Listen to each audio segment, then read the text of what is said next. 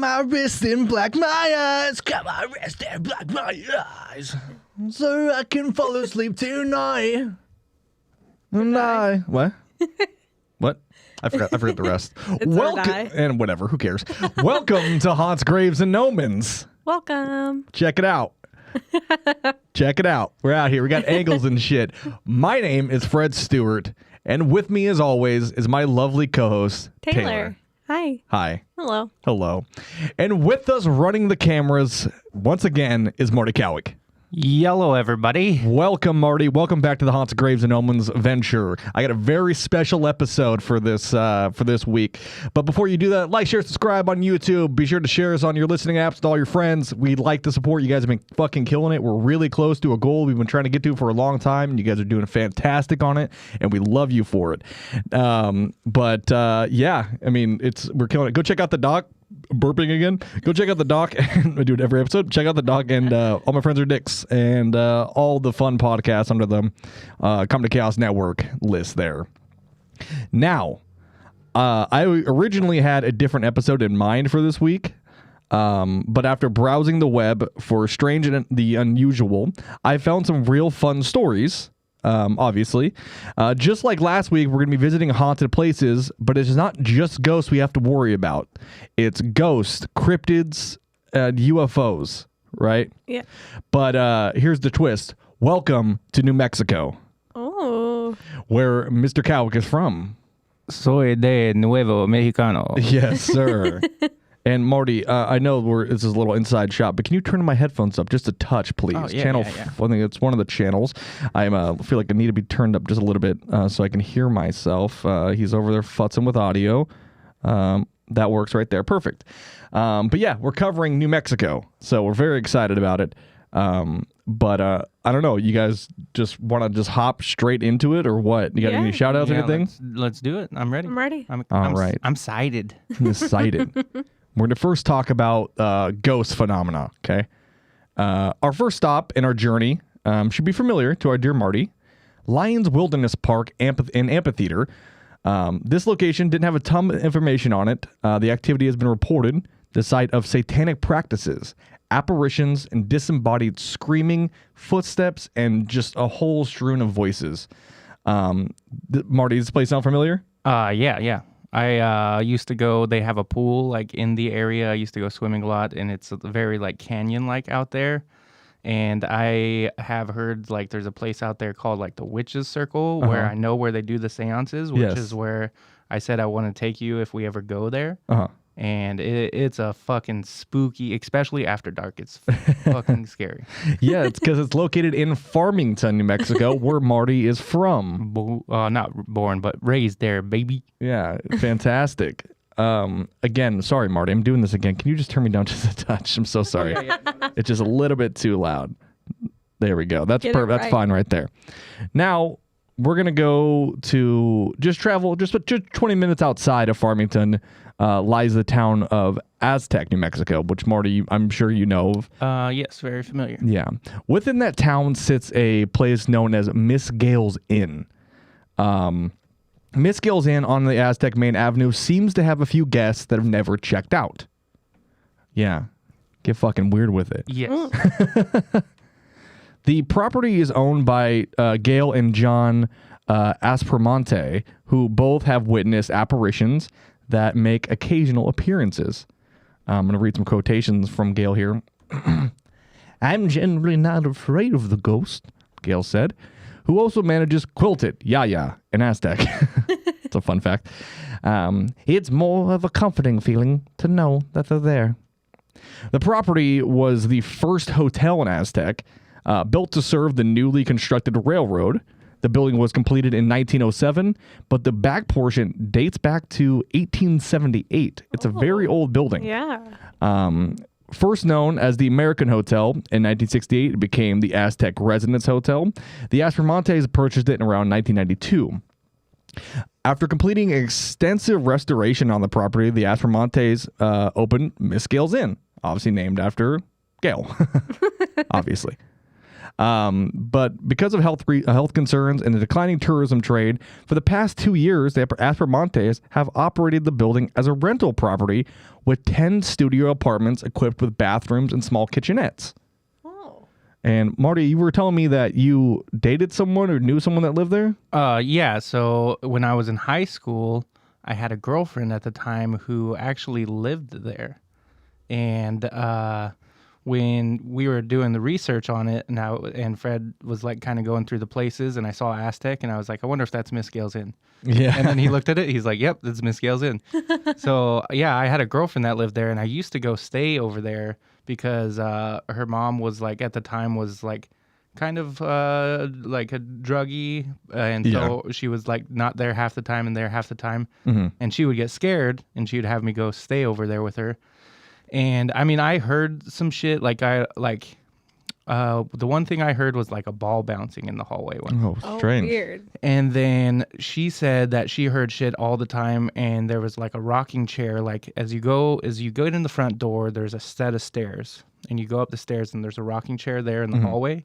And she said she would see it moving sometimes. Oh, that's awesome. And yeah, and they had a guest book there that you can go and read through the pages and read all the shit that like people that stayed there had experienced too. Yeah. And they also had like a photo of the ghost somebody captured in their lobby too. Well, we'll get to that in a moment. The couple recently and reluctantly decided to put the property up for sale. John said in a quote, "The original hotel had its own stagecoach, rail stops, and orchards. The railroad ran right past the back of the hotel. It also had the first telephone in town and a dining hall, which was very exciting. That's pretty cool. At the turn of the century, there obviously weren't a ton of stores and fast food places around, so people would get their meals at hotels. That's a quote from John. There was no Taco Bell available around then. Early on, though, single cots were available to rent in the basement for railroad shift workers. The hotel on site of the last legal hanging in New Mexico, which took place right outside the kitchen door. Oh. Yeah, that's crazy. That's pretty wild. Several other people have died in the building, including a man who was stabbed on the stairs and a man who died after shooting himself in the leg. Jesus. Yeah, so there's a lot of death in this building. And that's just some of them. I mean, I'm sure there's tons and tons more. The Aspromontes first suspected that they were hosting more than the living guests shortly after opening. A tourist passing through remarked to Gale, "You have a lot of entities here." That tourist was a well-known psychic, and there's no name on the psychic, so I can only assume that it was someone just bullshitting, but I don't know. There's a lot of entities in here. This house is cleansed. It's cleansed. It's cleansed. All right. Paranormal experiences include the sound of a young boy crying on the second floor.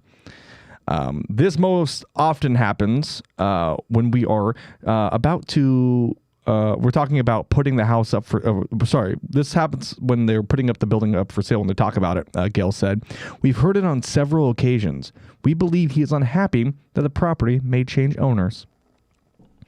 Psychics told Gale the most protective spirit in the house is that of an ancient American Indian.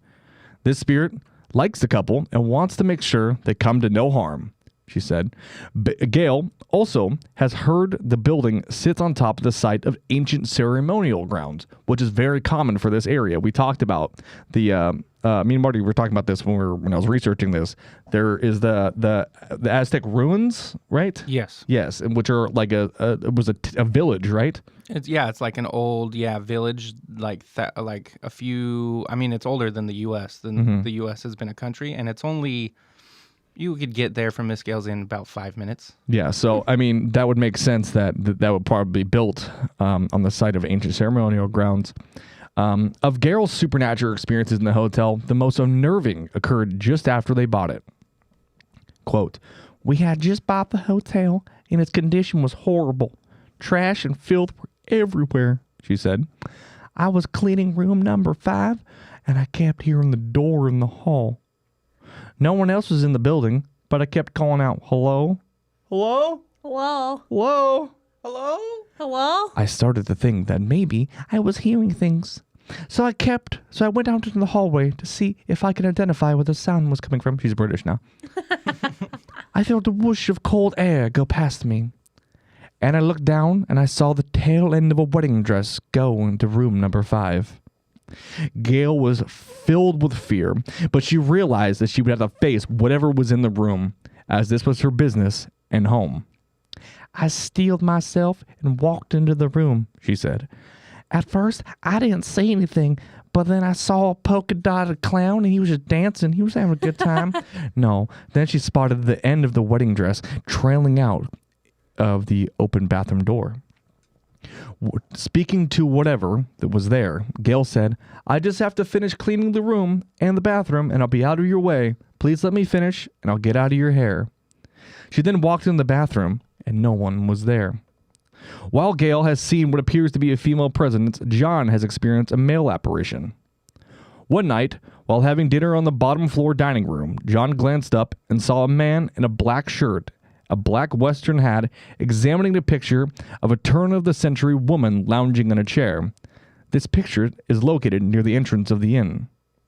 I wonder who it was, as he wasn't one of our guests, he said. He suddenly turned, looked at me, and then walked right through the wall. Oh. Which we were talking about this, Marty, and that's the supposedly the photo of the apparition, right? Yes. So I wonder if this is somebody that he knew prior to his death, and then was just like, oh, I wonder, just kind of reminiscing, or maybe like being like, oh yeah, and then John's like, hey, and he's like, oh shit, you can see me, huh? And he just like goes in the wall. Yeah, no, that very well could have been. Yeah, I don't know. It's an incredible encounter. Yeah. Hotel guest.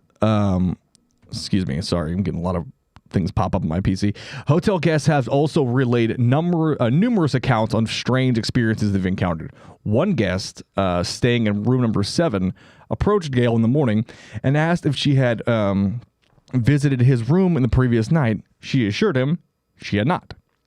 He went on to say that a woman had knelt on his bed and she had removed his covers, replacing only the sheets. He smelled a strong fragrance of old-fashioned lavender cologne at the same time.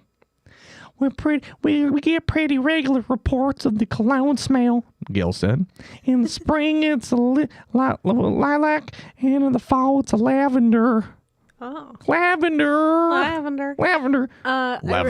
I really like that he was like, it's the middle of the night, but the only thing I can think of is that the owner just came in and started replacing my sheets for me. Yeah. While I'm in the bed. You pissed the bed? You pissed the fucking bed, you little piss baby? Huh? You pissed the fucking bed, you piece of shit? Just tearing the show. And they're just like, let me check. Yeah, so hold on to these. when my girlfriend was living there at the time, she actually lived in room number 7. She lived in 5 first, but then they had to move to 7. And she had talked to Miss Gale a lot, and apparently 7 was the most had the most activity of all the rooms. And good. And I believe that's where she had said somebody had died in that room too. So. Okay. I mean, the amount of like paranormal activity that happens in here is incredible. Yeah. In 1999, another guest, an oil field worker, reported that he woke up in the middle of the night and saw a very large man standing and looking at him. He asked to be moved to another room, obviously. Understand. Another couple reportedly equally eerie but different experiences. A wife saw a female apparition, and then the man saw a male apparition.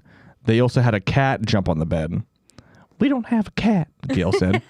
So, I mean, what's incredible about this this encounter is that they're both. I assume they're sleeping next to each other, and they're seeing the same. Yeah. They're seeing an apparition, but they're both seeing it presenting as something else. Yeah, which is something I don't think I've ever really heard of. Yeah, that's odd. It's a very odd experience. You don't really see that very often. I do really like the whole we don't have a cat situation. We don't have a cat. Like it's Parks and Rec. Yeah. Like yeah. She gets locked in the room with all the fucking cats. Like it's not that kind of situation. Yeah. She's like, we may have ghosts, but we for sure don't have a cat. Listen. Listen, I'll hang out with ghosts all day, but I won't hang out with a fucking cat. Yeah. The incident seemed to be more prevalent in rooms number 5 and 7, and also in the hallway outside the rooms. Current tenants occasionally report objects being moved and seeing fleeting glimpses of figures passing through the rooms, but none of them have particularly perturbed by the unusual happenings. Normally, when we see things, it's like a quick glimpse at the corner of your eye, and you're left wondering, did I really see that? John said. Mary McDonald, live-in manager for the past 2 years, has had glimpses of a wedding dress disappearing around corners. She occasionally catches a whiff of the lavender perfume. She also hears someone saying her name on the upstairs floor when no one else is there, and has witnessed objects flying off the shelves. Ooh. Yes, poltergeist activity out the ass here. While McDonald takes these incidents in stride, she once had a more unnerving experience. McDonald was sitting on the sofa in her living room. A door with a window, with an open window, and a counter separate this area from the main foyer and the hallway leading to the front door. McDonald looked up to see a small, dark-haired woman wrapped in a material coming towards her from the direction of the front door. McDonald thought she was one of the upstairs tenants, but the woman reached the counter. She suddenly turned to the right, held her arms out in front of her, and backed out of view. So just like, just Literally just not having any. just fucking dancing out of there. McDonald quickly went to the window and looked in both directions, but no one was there. Isn't that fun? Yeah. I'm not really bothered by most of the little things that happen, but the image of that woman coming towards me, then ducking out of sight and disappearing never left me, she said. That was not just a quick glimpse. I know what I saw. I'm going to say that a lot. Lately, McDonald has been hearing the faint sound of drums beating in the middle of the night, and her daughters have woken up to see a tall figure standing over her. Similar reports of other hauntings and strange phenomena seem to escalate when there's turmoil or potential change in the air. I like to think whatever spirits remain here are happy when things are calm and normal, John said. And just when they just want to be left alone. Well, John's now a woman? Yes. Yes. He can do what he wants. I don't know. I was reading the quote. I didn't see this at John until later. Whatever. Our next stop on our spooky jaunt through New Mexico, we arrive at the town of Dawson. What's left of it, anyway. Dawson, founded in 1901, had around 9,000 residents who worked within its mines. It's a lot of people working in mines. Yeah. The town was almost wiped out in 1903 when a fire broke out in mine number 1.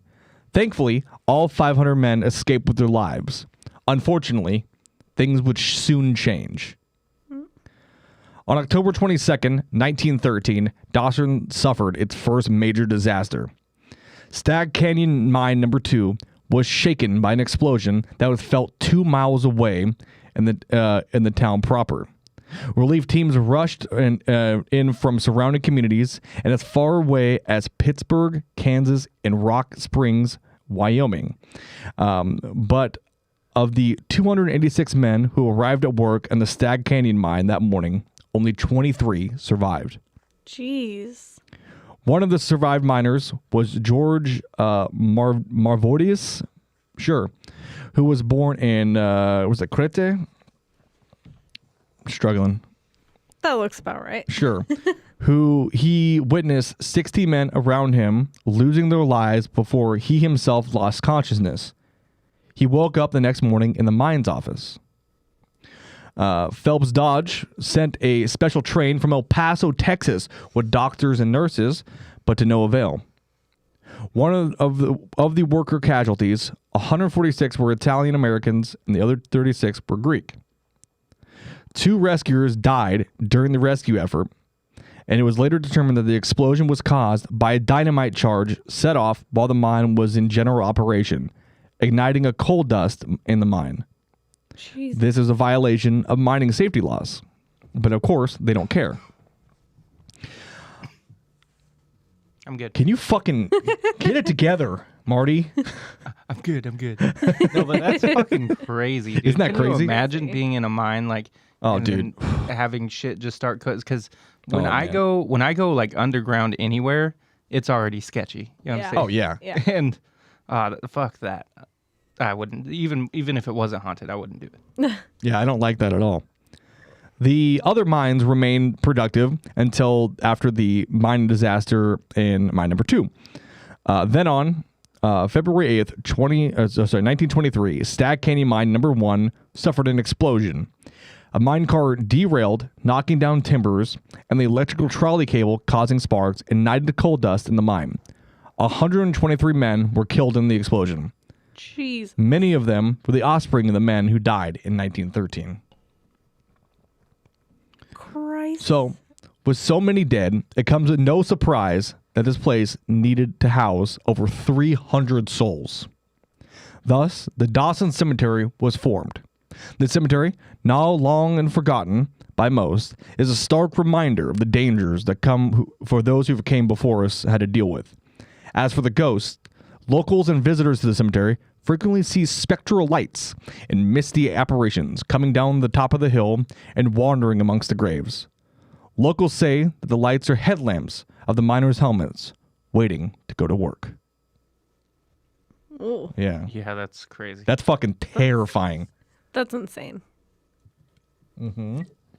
We gotta make a road trip. Oh, dude, I'm so fucking down. Well, you guys ready to get to our next spooky place? Yeah. Let's do it. All right. On our next stop on haunted locations, we head to Las Vegas. And I know what you're thinking. Hey, you stupid fucking idiot. Las Vegas is in Nevada, you dumb fuck. And first of all, yes. Second of all, I'm referring to Las Vegas, New Mexico. Welcome to Plaza Hotel. Nestled in the lush green forest and fields about an hour north of Santa Fe, Las Vegas is a picturesque town that has been featured in movies and TV shows like Red Dawn, No Country for Old Men, Easy Rider, and Longmire.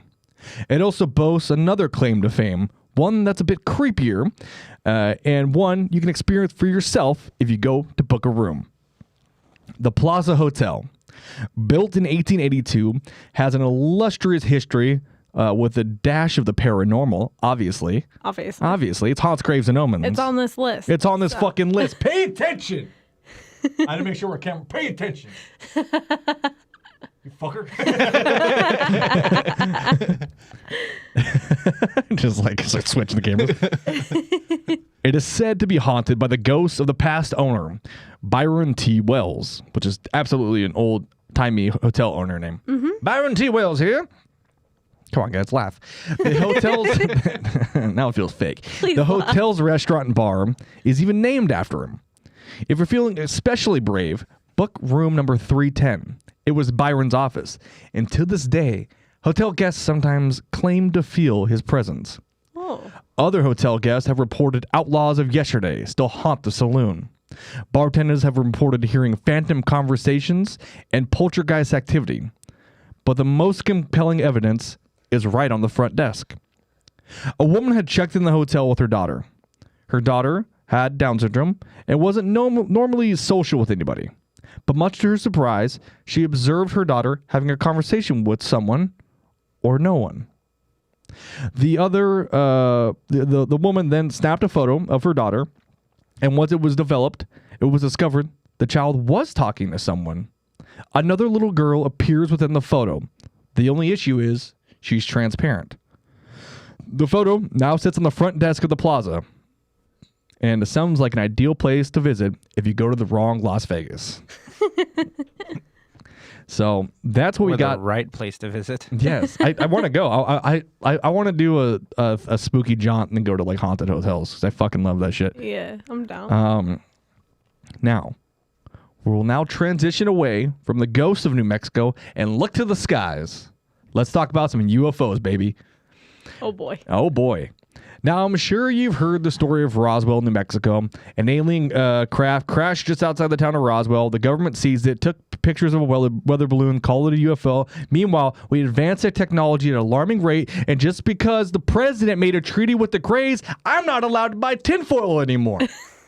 It's me. I won't let him buy tinfoil. Anyway, in more simple terms, New Mexico is known for its UFO sightings. While I'm sure there are tons of sightings every day within the state, they don't get a ton of press, except in 2021. Albuquerque Tower, American 2292. Go ahead, American 2292. Do you have any targets up here? Looks like there's something right over the top of us. I hate to say this, but it looks like a long cylindrical object, almost like a cruise missile type of thing, moving really fast over the top of us. This was an actual audio transmission from American Airlines Flight 2292, cruising at 35,000 feet, just a few miles west of Clayton, New Mexico. Did the flight crew see a missile, a top secret aircraft, or did they witness something out of this world? I mean, I've seen the story about this one. I think they definitely saw aliens. I think they saw aliens for sure. You look at, you talk to any pilots like that have been flying commercial or cargo or whatever for years and years and years, and you go, "What's the strangest thing you've seen in the sky?" And more often than not, be like, "I saw a fucking UFO." Right. You're gonna be up in the air for so long, you're gonna see something weird at some point. Yeah. Well, if you have a hard time taking two experienced pilots for the word, how about an entire town? Oh. From March 16th to March 18th, 1950, the town of Farmington, Mexico, experienced their own UFO invasion. That's right, we're fucking back in Farmington. Yeah, baby. Let's go. Just 3 years after the Roswell incident, the Farmington invasion captured everyone's attention. Was this town being stalked by extraterrestrials? You decide. And our source for this is Farmington Daily Times. The one newspaper there that's been there for 70 years. Yes. Jeez. So, there are several elements that separate the Farmington UFO incident from so many others. Mostly the fact that that so many people claim to witness it. The sighting took place between 11 a.m. and noon each day over the skies of the San Juan County. Not at night, in some remote location where they're witnessed by a single person or a handful of people. Farmington was a much smaller community in those days. It had a population between 3,600 and 5,000 people, according to David Marler, a UFO researcher. But the incident was by no means restricted to just a few set of eyeballs.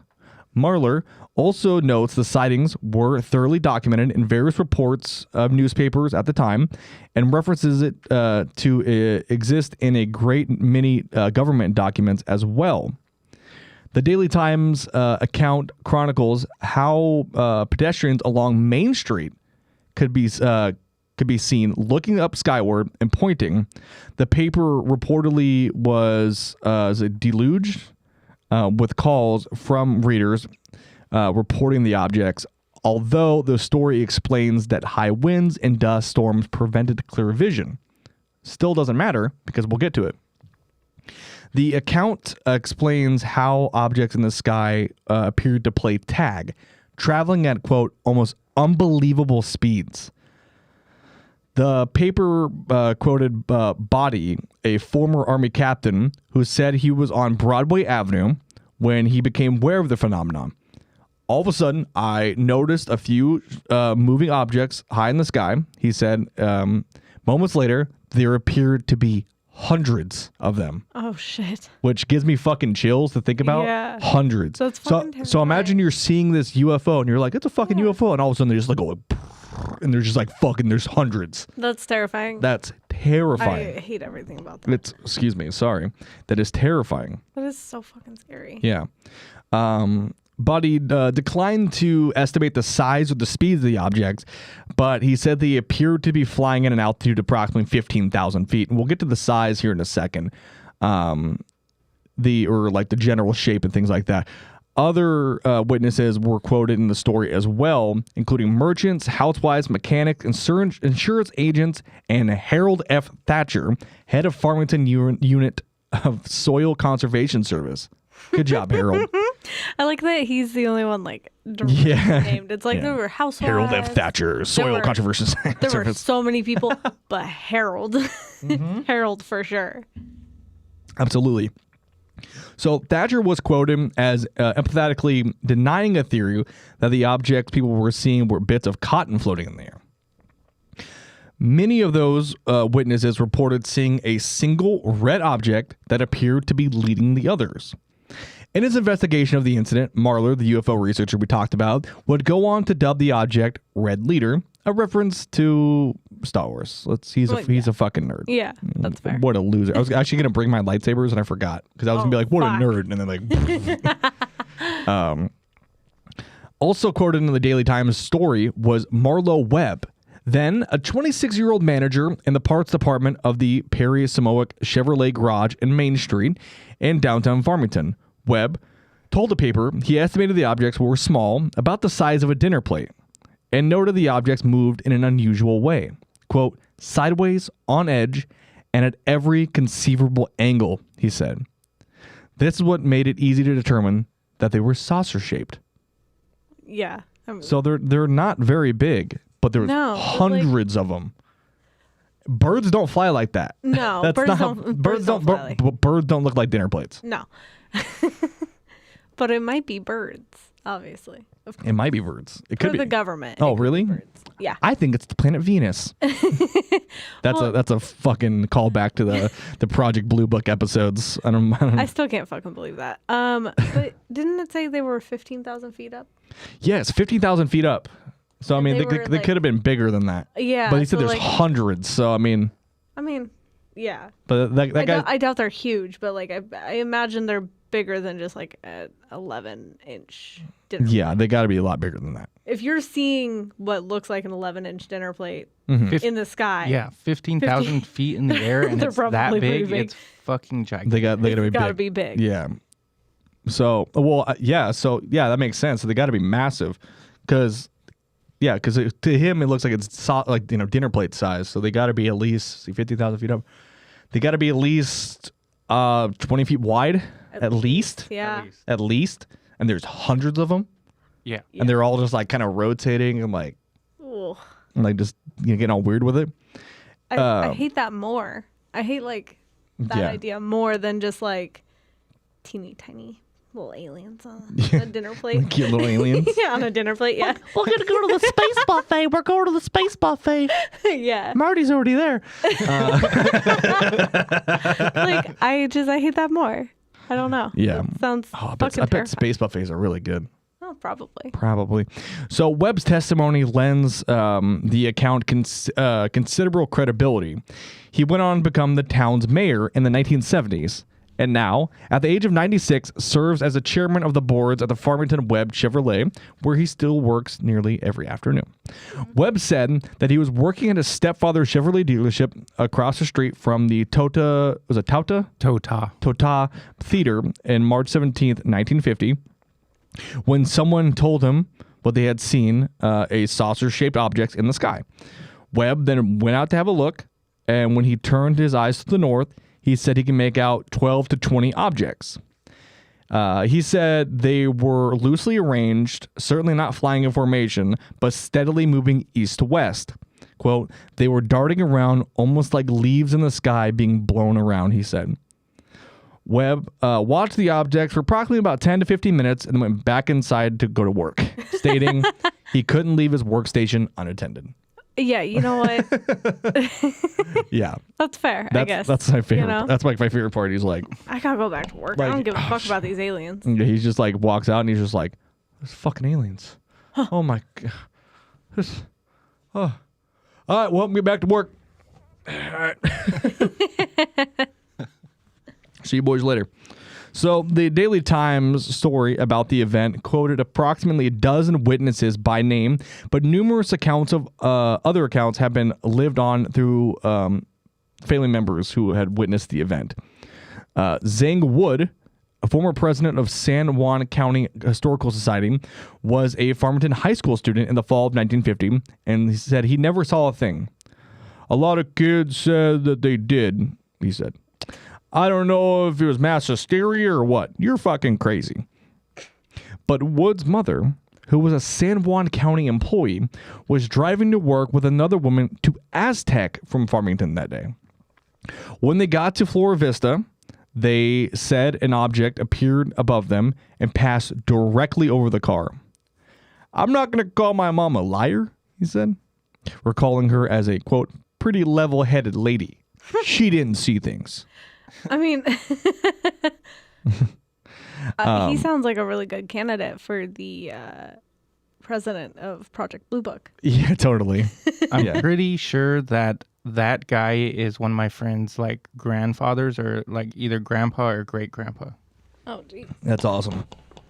So Wood said that he doesn't buy the flying saucer stories because he didn't see himself, which sure, but he refuses to dismiss his mother's account, saying, quote, if she saw something, she saw something.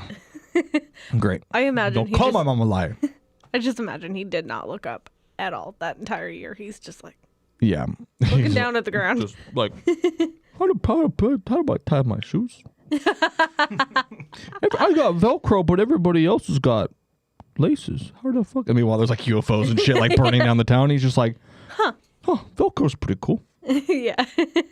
Another well-known authority in local history was Marlu Wayborn, author of Homesteads to Boomtown, a pictorial history of Farmington, New Mexico and surrounding area. Book titles, shorten that shit down. We've talked about it. We talked about it for the last almost 2 years. Just take that title and just go, yeah, thank you. Yes. Anyway, she said that when she was in college in Missouri in the spring of 1950, when the incidents took place, she got an earful about it from her friends when she returned to Farmington at the end of the semester. Wayborn wound up writing about the mass sighting and the 40th anniversary of the March 1990 edition of Cross Currents, an independent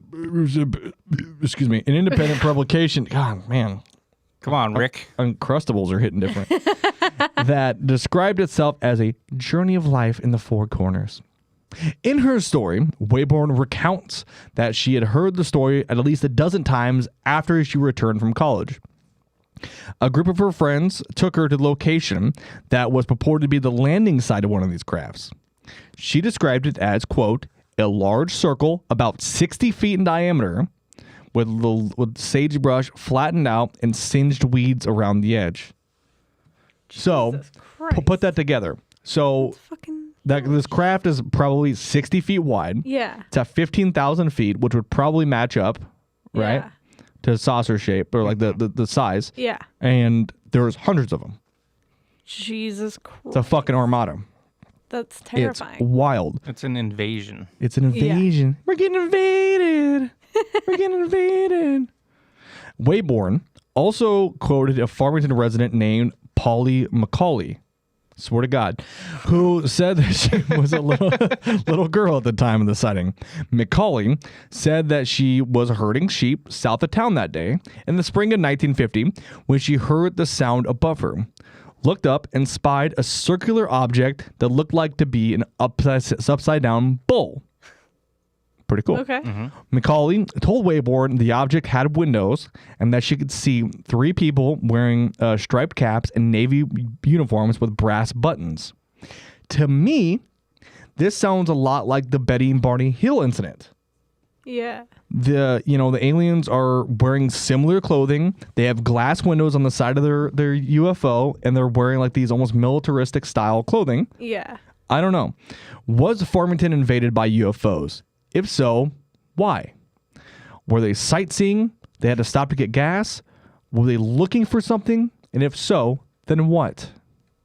It's a good question. Yeah, man. It's a really good question. That's why I asked it. Yeah, because there's really fucking nothing there. I was going to say, I really don't think there's sightseeing at all.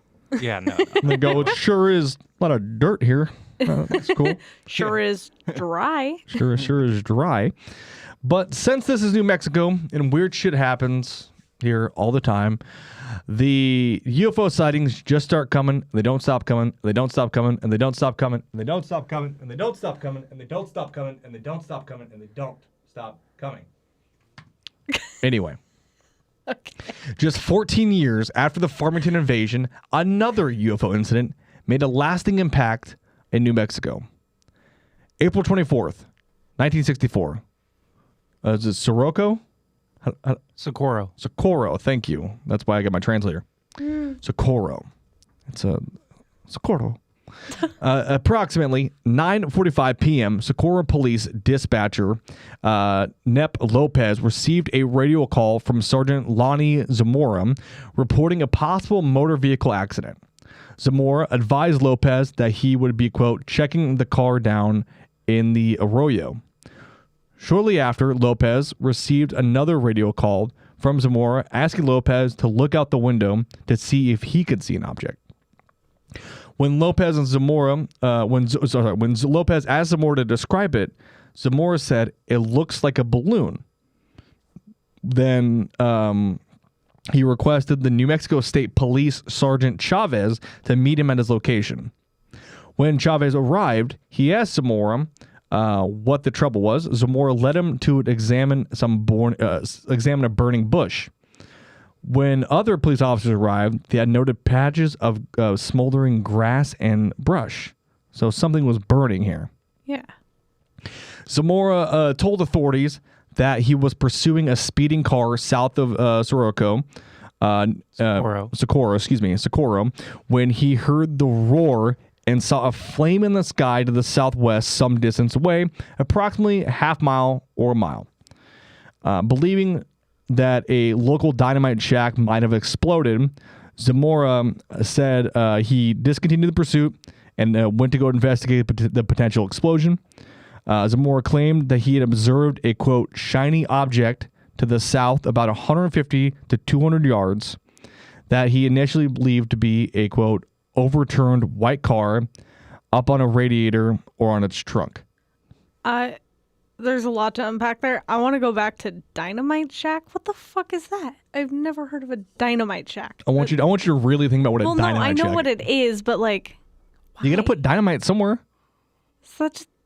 I've never seen or heard of that being a thing. Listen. We just talked about a huge mining disaster. Okay. I know, but I don't know. I feel like a Dynamite Shack is. You got to put the dynamite somewhere, and that's why they put it in the middle of bumfuck nowhere, because that shit touches off, dude. Yeah. You don't want that shit to be, like, in your fucking closet. Are those just common out there? I've never seen a dynamite shack there. But this was also what year? Like 1960? 1960, yeah. So the mine, because they don't really do too much mining there anymore. It's all oil field shit. So I'd imagine back when all the mines were open, which are all closed now, they used a lot of dynamite. Well, yeah, I don't know. It's just a weird concept to me. Yes. Well, let's get back into it. The object was, quote, aluminum-like. It was a whitish against the mesa background, but not too chrome. It was shaped in the letter O. Zamora claimed to have briefly observed two people in white coveralls beside the object, who he later described as normal in shape, but possibly they were small adults or large kids. Zamora claimed to hear a roar and see a blue and orange flame come under the object, which then rose and quickly moved away. Pretty weird, right? Yeah, it's super weird. So, Zamora's claims were investigated by government projects, which is Project Blue Book, obviously, and civilian ufologists have been reported in the popular press and media. Although ufology groups consider Zamora's incident one of the most credible extraterrestrial encounters on record, several alternative explanations have been presented, because of course they have. Of course, yes. These include the testing of lunar landing devices by personnel from White Sands Missile Test Range, and a prank perpetrated by students from the nearby New Mexico Tech University. So what they're saying is it's either a missile or like a type of device that was used to try to get people to the moon, or it's a bunch of kids who figured out how to make a fucking rocket and we're like, you know, be really funny? Let's run from the cops in a rocket. Yeah, that sounds. I don't fucking think so. Yeah, I don't know. It might be a rocket. I don't think it's a rocket, man. You never know. I think I do know, and I think I know it's not a rocket. At least they didn't suggest it was like a pelican or something. Yeah. Suggested as what? Pelicans. Oh, I thought you said a pumpkin. Yeah. Yeah. It's At least pumpkin. it's not a pumpkin. No, I was thinking pelicans. You know, because pelicans. They were like, oh, it's a pelican that flew fucking 60 miles per hour, and also did a bunch of weird shit. Yeah. As they do. I don't know. So regarding the latter explanation, the then president of New Mexico Tech, Sterling Colgate, supported the idea that the students from the school were responsible for the hoax, and additionally wrote that the object observed by Zamora was a, quote, a candle in a balloon, not sophisticated. How about this, Colgate? Go fuck yourself.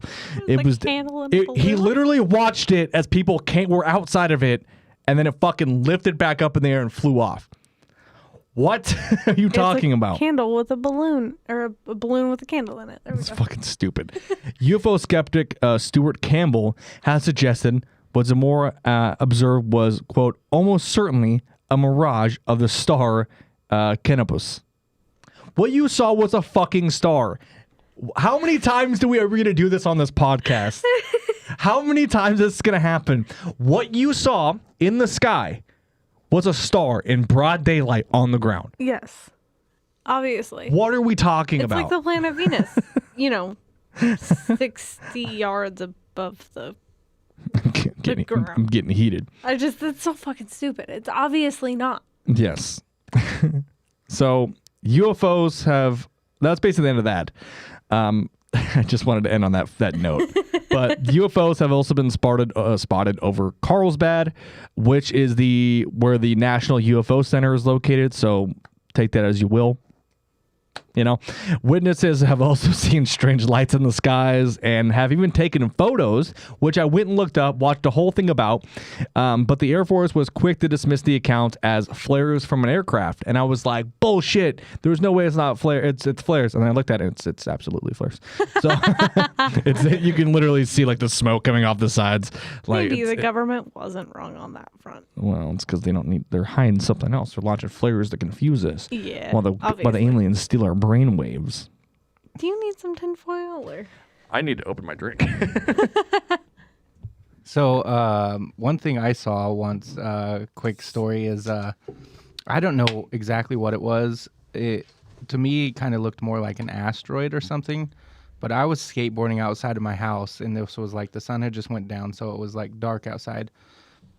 And we were like on the front yard. So if you look to the south, there's like what we call the bluffs. They're these big rock formation, kind of looks like a mountain. And behind it, like high in the sky, I saw like a red fucking something. It was red and it was going down.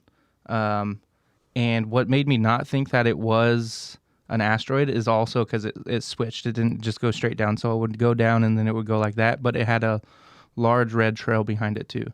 Oh, weird. And me and my friend both saw it. We watched it for like 5 minutes before it was gone. Oh, wow. So it was up there for a minute. Yeah. And I didn't see anything about it on the news or anything, so I don't know what it was. I don't think it was an asteroid.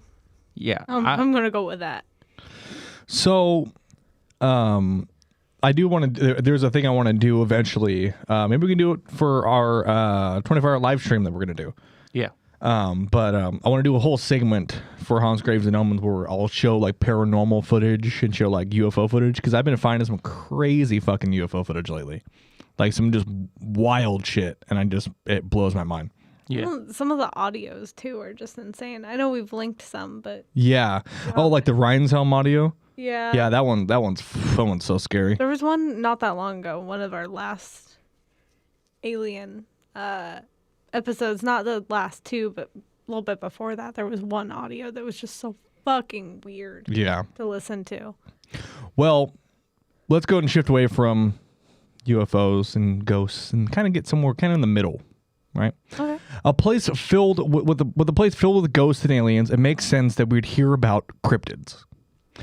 But there's one cryptid that is heavily loved here in the Pacific Northwest, has also been spotted in New Mexico as well. Bigfoot.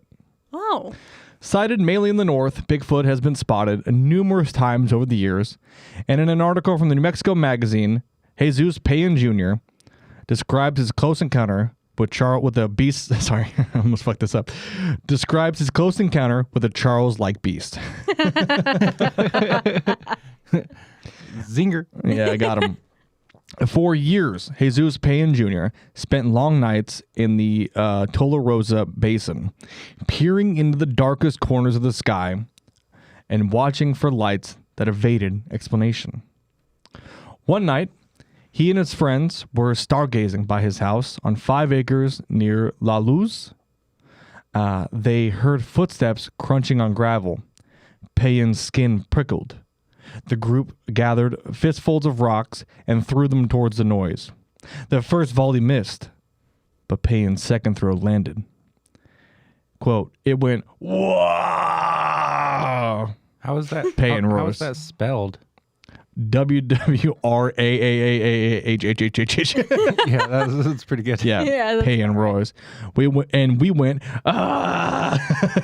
ran towards the house. I swear to God, that's how it's wrote. I like the Yeah. first instinct is to just pelt it with Well, rocks. yeah. Just hear a noise and you're like, I guess I gotta throw rocks at it. Yeah. Yeah. So he sprinted towards his porch. The creature kept its pace behind him. He reached the house at the sliding door.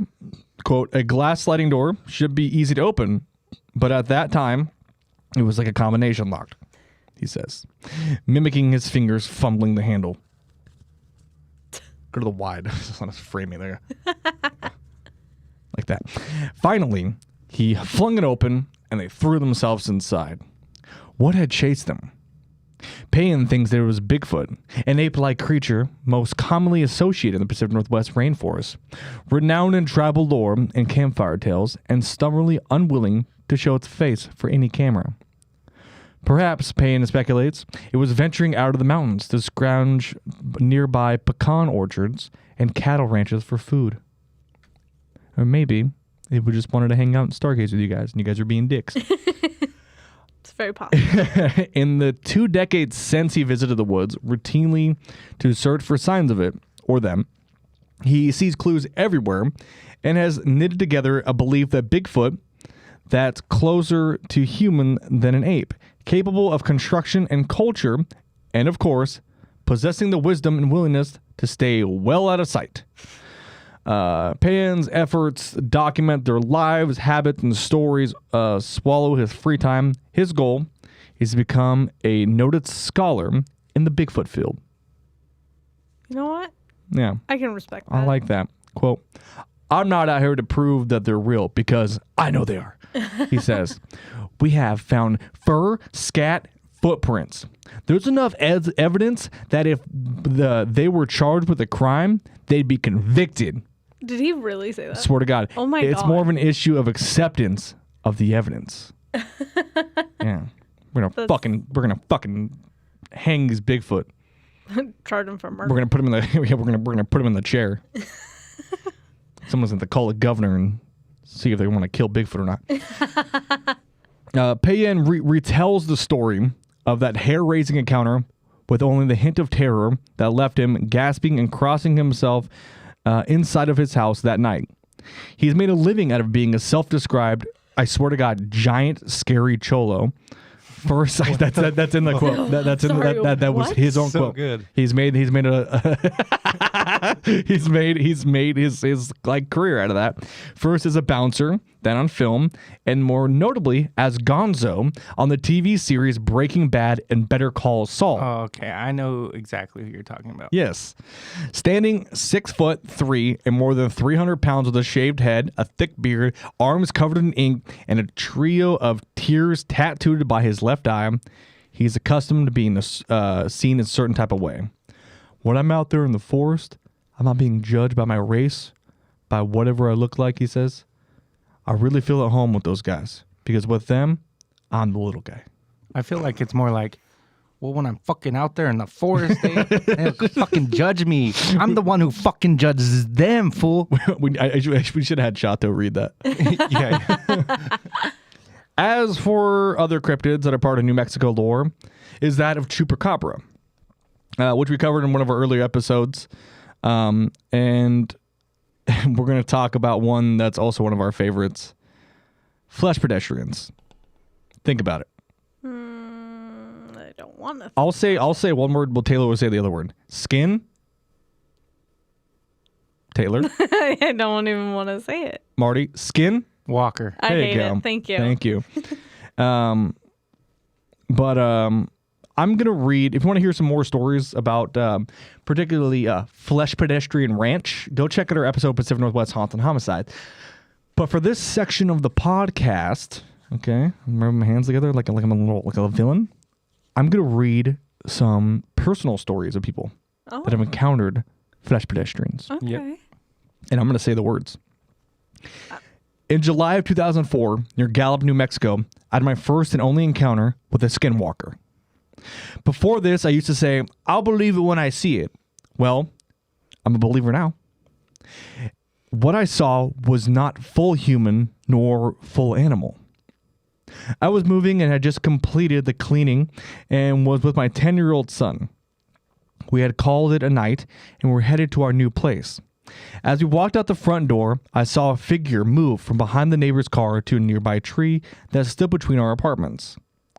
It didn't have glowing red eyes, snarling teeth, or a rotten tail. It moved quickly, but not quick enough to avoid the light from the nearby light post and the porch lights. It didn't look at me or come towards me. It moved as if it was trying to avoid being seen. I was within 15 feet of it, but did not look back to fully inspect it. What I saw was a wolf-like animal that sort of resembled the Beast in, quote, Beauty and the Beast. Just not as cartoonish. That's fair. That would have been so fucking awesome if it was cartoonish. It's like this fucking bro. This fucking shrooms are hitting different, dog. Quote: It had a brown fur that completely covered it, but wasn't a pelt. It was a very large wolf. It didn't have any human traits except that it walked on its hind legs. It cowered behind the tree as we got in our vehicle. When I got in, I asked my son, "Did you see that?" Thankfully, he hadn't. My brother-in-law insists that it wasn't a skinwalker because he would have never seen it. To this day, I can still picture what it looked like. I know they exist, and I pray that I never encounter one again. I hate it. Yeah, that's nuts. If I may, there's a quick story. So when I was in high school, I had a teacher who was she was Navajo, Native American, and in between Gallup and Farmington, which is about an hour and a half drive, there's a highway, and it's Highway 666. Nice. And I've heard 5 or 6 different stories of people seeing flesh pedestrians on that highway. But she told me that when she was in high school, she was in volleyball, and they were traveling from Farmington to Gallup, and there was a whole bus full of students. And this was at nighttime because they were traveling back. I think she had lived in Gallup at the time. But they saw a bobcat form thing that kind of looked like a bobcat bear running next to the school bus. And all these students see it. There's the whole volleyball team, and they're freaking out. And so understandably, they have to it finally leaves them alone, whatever, and they get back, and they're not even allowed to get off the bus because they're all Navajo, and they have certain practices, and they had to call a medicine man to come to them to bless the bus before each one of them while they got off to make sure none of them got cursed or anything. Oh my God. And yeah, I wish I had her story verbatim because it was pretty harrowing. That's very harrowing. Insane. And before I get to these other people's stories, I'll just tell a quick 2 stories of people that I know. One of them being our dear friend Connor Fenton, who plays in our band. And he told me a story that because he was born and raised in California, and he was in the Sierra Mojave, I want to say, the mountains, Sierra Madre mountains. And they were walking somewhere, and they looked in a cave or something like that. And he said he saw a humanoid entity that was white, sitting like a dog, just staring at him. And of course, they just ran off. But yeah, that's a quick story for that.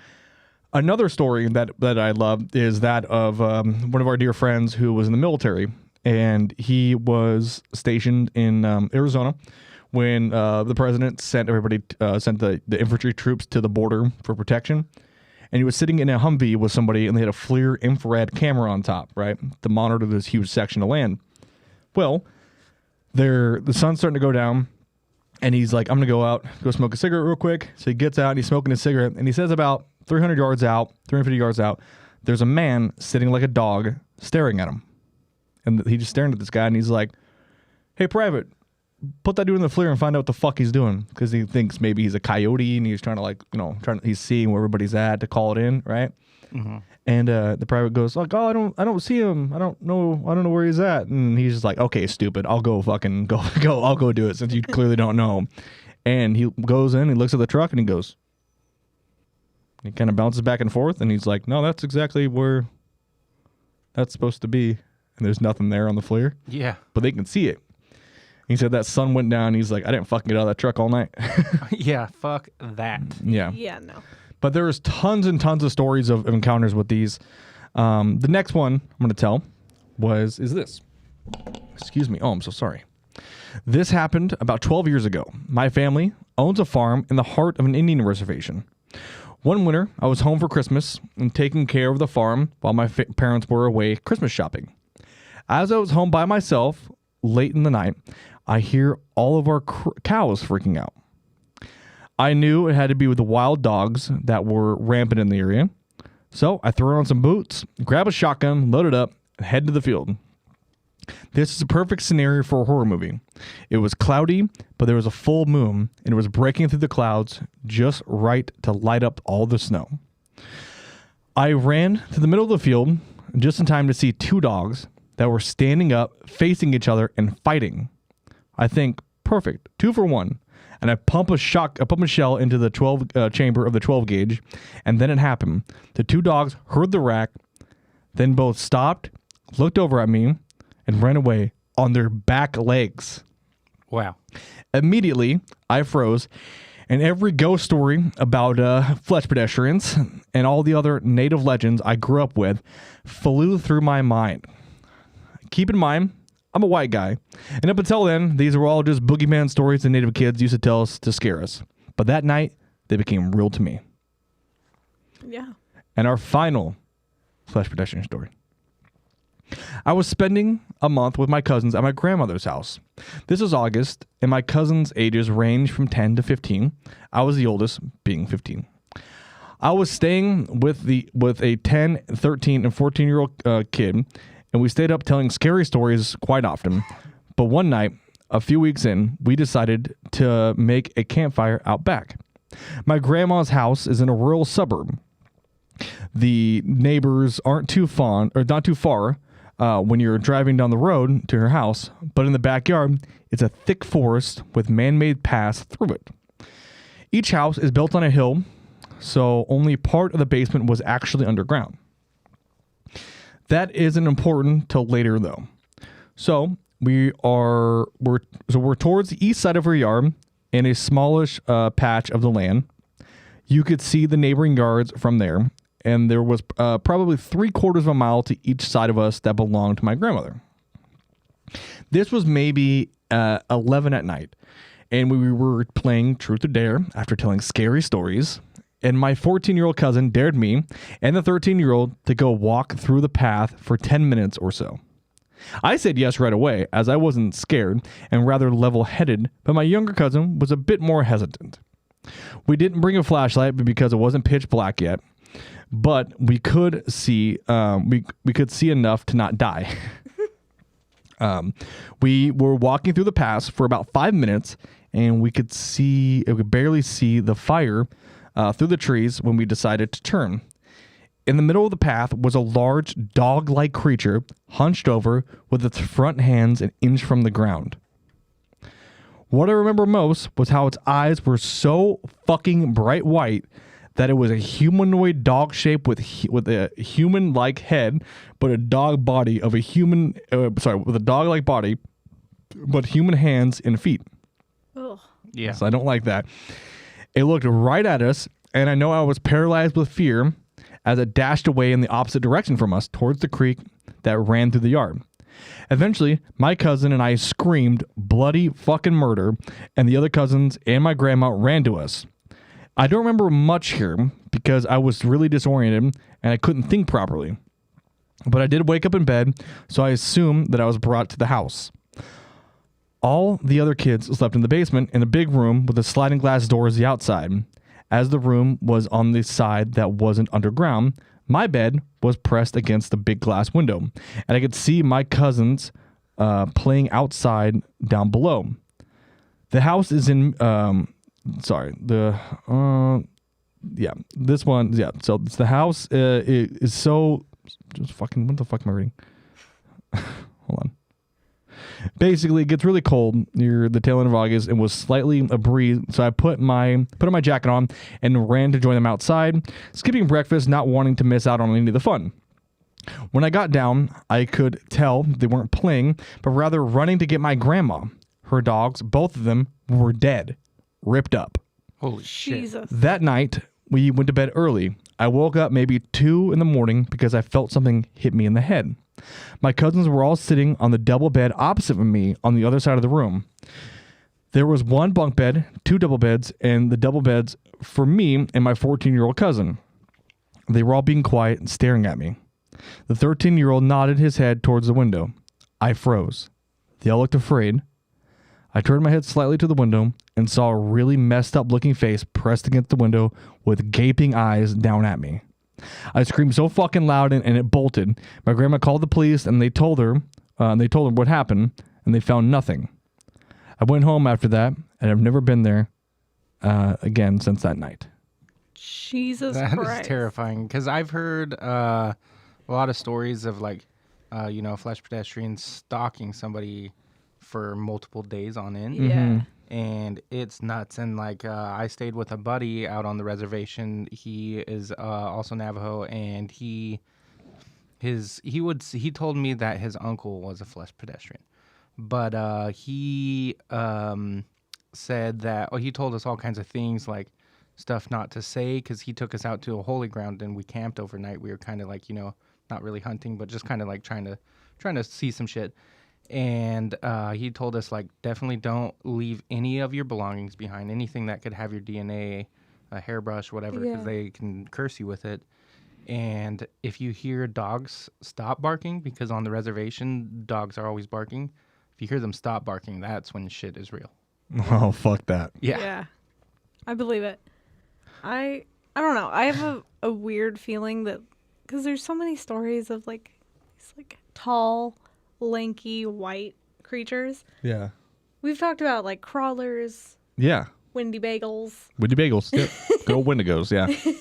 and also flesh pedestrians. I feel like they're all kind of the same thing. Yeah, I mean, to be fair, I mean, we don't really understand what these entities actually are, right? They're I don't know how to describe. They're almost like elemental in nature. Yeah. They're always spotted in a forest or in a wilderness area, and other than my crawler experience when I saw in a city. I mean, we do live near a butte. Yeah, but that's the thing. The buttes nearby could have just easily popped out and could have been there, and That's kind of why I'm so hesitant to say the actual term of flesh pedestrian, because I'm like, I don't know what the fuck they are. You've seen a crawler. I don't want to deal with that. Yes. Well, I've grown up saying the word over and over, but I don't know if those are all connected, but my friend did tell me about how those particular ones, like in New Mexico, they in the Navajo culture, it was like these medicine men that practice black magic. Yes. Yeah. And were shunned from the tribe and stuff like that. So.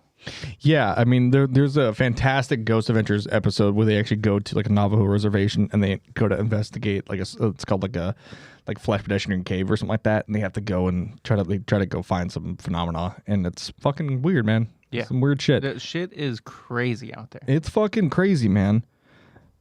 Excuse me, as I burp again. The reservation is a really terrifying place. I believe it. Yeah. As for our final encounter in our journey with the unexplained in New Mexico, I burp into the mic again. We are going to talk about a mix of the both paranormal, folklore, and a cryptid. La Llorona. The Wailing Woman is an important part of New Mexico cultural folklore. The legend may have originated in 1520 when the Spanish conquest of New Mexico. One story claims that La Llorona. La Machine? Oh. Malache was an Indian mistress of the conquistador Hernán Cortés. Her punishment for those she betrayed was to be banished from society. La Malinche was destined to eternity without a home. Her listless nights were spent roaming the streets of Santa Fe, northern Mexico, and other parts of the Southwest.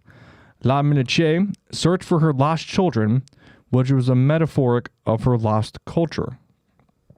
Another telling of the La Llorona tale christened Maria, who was born to a peasant family in a humble village.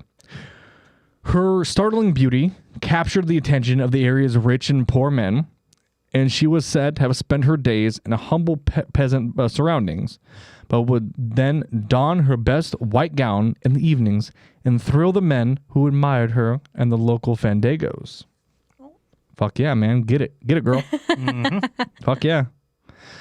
The young men anxiously waited for her arrival, and she reveled in the attention that she received.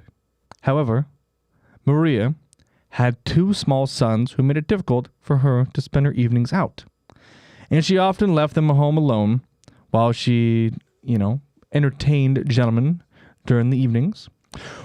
One day, the 2 boys were found drowned in the river. Some say they were drowned through her neglect, but others say they may have died by her own hand. Oh. Another legend of La Llorona was a caring woman full of life and in love who married a wealthy man who lavished her with gifts and attention. However, after she bore him 2 sons, he changed. Returning to a life of womanizing and alcohol, after leaving her for months at a time, she seemingly no longer cared for the beauty Maria. Even after talking about leaving her to marry a woman of his own wealthy class. When he did return home, it was only to revisit his children, and it devastated Maria to begin to feel the resentment towards her own boys. So, one evening, as Maria was strolling with her 2 children on a shady pathway near the river, her husband came by in a carriage with an elegant lady beside him. He stopped and spoke to his children, but ignored Maria, and then drove the carriage down the road without looking back. After seeing this, Maria went into a terrible rage and turning against her children. She seized them and threw them into the river. As they disappeared downstream, she realized what she had done and ran down the bank to save them, but it was too late. Maria broke down in inconsolable grief, running down the streets and screaming and wailing. The beautiful Maria mourned them day and night. During this time, she would not eat, walked along the river in her white gown, searching for her boys, hoping they would return to her. She cried endlessly as she roamed the river banks, and her gown became soiled and torn. When she refused to eat, she grew thinner and appeared taller until she was a walking skeleton. Still a young woman, she finally died on the riverbanks. Not long after her death, though, her relentless spirit began to appear, walking the banks of the Santa Fe River when darkness fell. Her weeping and her weeping and wailing became a curse of the night, and people began to be afraid to go out after dark. She was said to have been seen drifting between the trees and along the shoreline, or floating on the current with her long white gown spread out over the top of the water. On many of a dark night, people would see her walking along the riverbank and crying for her children. And so, they no longer spoke to her as Maria, but as La Llorona, right? La Llorona? La Llorona. La Llorona. It's the Y, Llorona. Got it. La Llorona, the weeping woman. Children are warned not to go out in the dark, for La Llorona might snatch them and throw them into their deaths into the flowing waters. Though the legends vary, the apparition is said to act without hesitation or mercy. The tales of her cruelty depend on the version of the legend you hear. Let me face you a little bit. Let's get fucking intense. Excuse me. Hold on. Hold on. Hold on. Okay. Some say that she kills indiscriminately men, women, children. Whoever is foolish enough to get close enough to her. Others say she's very barbaric and only kills children, dragging them screaming into a watery grave. Are you scared yet? A little bit. A little bit. We can still hear your cough. Well, I tried. You tried. It's okay. When Patrico Lugan was a boy, he and his family saw her on the creek between Mora and Guadalupe, New Mexico. Did I say that correctly? Guadalupe. Guadalupe, Mexico. As the family was sitting outside talking, they saw a tall, thin woman walking along the creek. However, moments later, she reappeared much closer to them and disappeared again. The family looked for footprints and finding none, did not doubt that the woman they saw was La Llorona. She has been seen among many rivers across the Southwest, and the legend has become a part of Hispanic culture everywhere. Part of the legend is that those who do not treat their families well will see her, and she will teach them a lesson. Another story involves a man named Epifano Garcia, who was an outspoken boy who often argued with his mother and father. After a heated argument, Epifanio and his brothers, Carlos and Augustine, decided to leave the ranch in Hoyo de la Vega to head to Villa Real de Santa Fe. However, when they were along their way, they were visited by a tall woman wearing a black tapelo. I believe it's a hat, potentially, and a black, and a black net over her face. So it's one of those hats. So it's like, yeah. Yes. Two of the boys were riding in the front of the wagon when the spirit appeared on the seat between them. So just fuck it. She's there. Yeah. She was silent and continued to sit there until Epifano finally turned the horses around and started heading back home, at which time she said, "I will visit you again someday when you argue with your mother." Ooh. It's pretty What good. Fucking, she's like, and stay in school and don't do drugs, bitch. Yeah. It's like the fucking early version of Dare. Yeah. It's don't argue with your parents, otherwise they'll fucking drown you. like a lot of the people there, they like the Mexican people there. I grew up with some friends, and their kids, they always threaten them with what they call the Coco Man. They'd be like, "Don't do that. The Coco Man's gonna get you." Just scaring kids. That's awesome. In Santa Fe, New Mexico, the tall wailing spirit has been reportedly seen in the PERA building, the Public Employees Retirement Association, built on land that was once an old Spanish and Indian graveyard near Santa Fe River. Many people who have been employed there tell the stories of hearing cries resounding through the halls and feeling unseen hands pushing them on the stairways. La Llorona has been heard at night wailing next to rivers by many, and her wanderings have grown wider, following Hispanic people wherever they go. Her movements have been traced throughout the Southwest and as far north as Montana on the banks of the Yellowstone River. So, it's now time for me to tell you some people's personal stories of La Llorona. You guys ready? Mm-hmm. You guys ready? You guys ready? You ready? Yeah. Are you ready? Are you ready? Okay. So, cut to the wide. I want Taylor to be afraid too. Ready? Ready. At the age of 7, I attended the Payarito School in the Southwest Valley of Albuquerque, New Mexico. I loved attending the school, especially when it was time to play outside in the schoolyard. Surrounding the playground was a high fence to keep children from wandering off. Behind the fence was an irrigation ditch that fed, that fed the alfalfa field on the other side of the trench. Excuse me.